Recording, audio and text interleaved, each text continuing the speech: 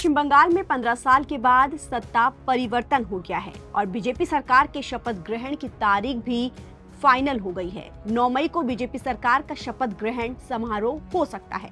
सूबे के सियासी इतिहास में पहली बार बीजेपी प्रचंड बहुमत के साथ सरकार बनाने जा रही है। हालांकि प्रचंड बहुमत मिलने के बावजूद सस्पेंस इस बात पर बरकरार है कि आखिर मुख्यमंत्री की कुर्सी पर कौन बैठेगा। अब तक पार्टी ने सीएम चेहरे के नाम का ऐलान नहीं किया है। ममता बनर्जी को उनके गढ़ में मात देने वाले शुवेंदु अधिकारी सीएम पद की रेस में सबसे आगे हैं, तो वहीं ये अटकलें भी लगाई जा रही हैं कि महिला मुख्यमंत्री का कार्ड खेलकर बीजेपी सबको चौंका सकती है।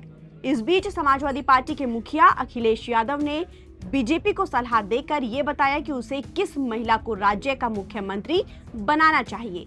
अखिलेश यादव ने एक्स पर एक पोस्ट शेयर किया और तंज भरे लहजे में कहा, पश्चिम बंगाल में जब परिणाम मनमर्जी से निकाला गया है तो भाजपाई परंपरा के मुताबिक मुख्यमंत्री भी मनमर्जी से ही बनेगा।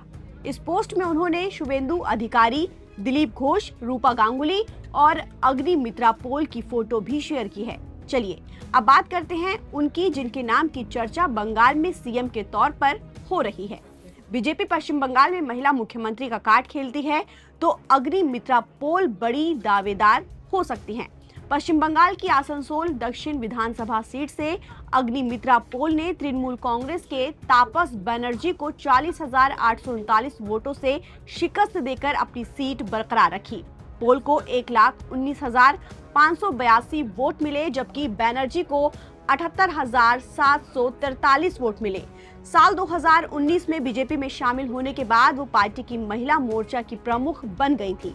साल 2021 में उन्होंने पहली बार बंगाल विधानसभा चुनाव लड़ा और तृणमूल कांग्रेस उम्मीदवार सायोनी घोष को हरा दिया था। जनवरी 2026 में ही वो बंगाल बीजेपी की उपाध्यक्ष बनी थी। राजनीति में आने से पहले वो मशहूर फैशन डिजाइनर थी। उन्होंने अपना ब्रांड इनका शुरू किया था। उनकी छवि एक जुझारू और आधुनिक महिला नेता की है, जो युवाओं और शहरी मतदाताओं के बीच खासी मशहूर हैं।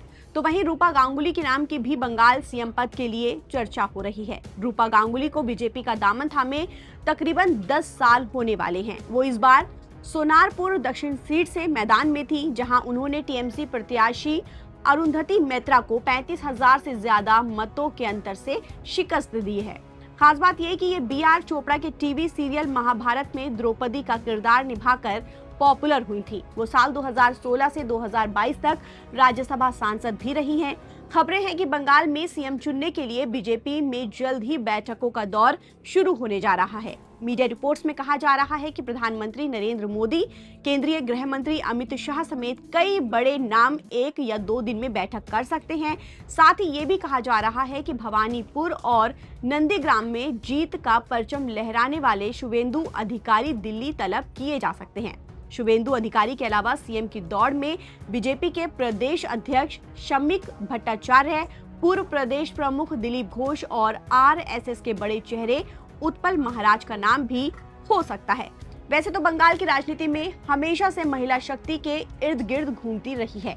ममता बनर्जी ने दशकों तक दीदी की छवि के सहारे बंगाल की सत्ता संभाली है। ऐसे में बीजेपी नेतृत्व ये समझता है कि अगर उन्हें बंगाल में अपनी जड़ें मजबूत और गहरी करनी है तो एक सशक्त महिला चेहरा उतारना रणनीतिक रूप से फायदेमंद हो सकता है। बंगाल की जनता ने इस बार बदलाव के लिए वोट दिए हैं। अब ये देखना होगा कि बीजेपी किसी अनुभवी पुरुष नेता को कमान सौंपती है या फिर किसी महिला चेहरे को आगे रखती है।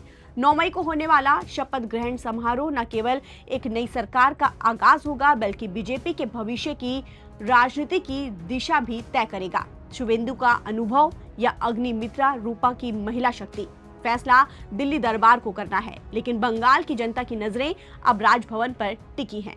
ताज़ा अपडेट के लिए आप बने रहिए नवभारत टाइम्स के साथ। नमस्कार।